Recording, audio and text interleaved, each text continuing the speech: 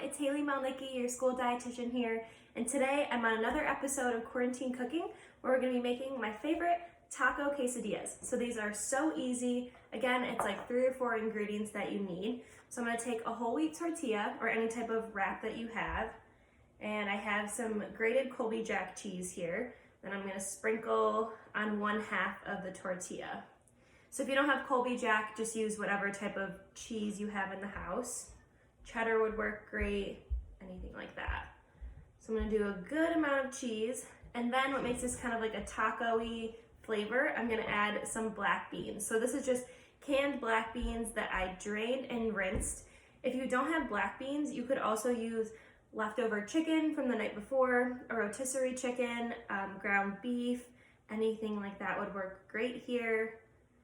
Any type of ground turkey. You could also just omit this completely. You don't have to add any of that protein in there. And then I'm gonna get a spoon and put my salsa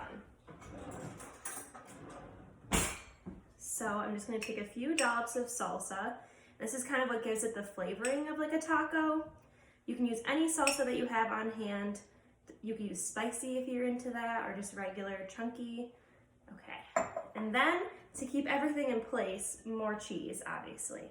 So I'm gonna put more cheese on the top, so then the beans and the salsa stay in place and the cheese just kind of melts all around it. And then I'm gonna fold it in half.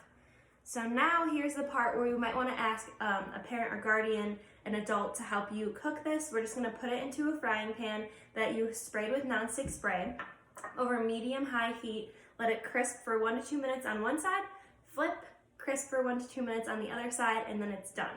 So of course, as always, I have made one for you guys to show you how it'll come out. So I'm gonna grab that.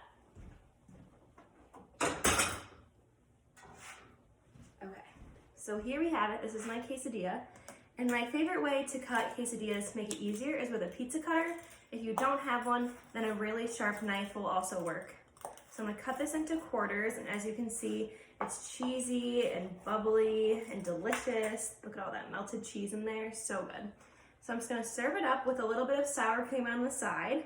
If you have any like green onions or any other of your favorite taco toppings, you can add them here. Maybe a little bit extra salsa for dipping, anything like that.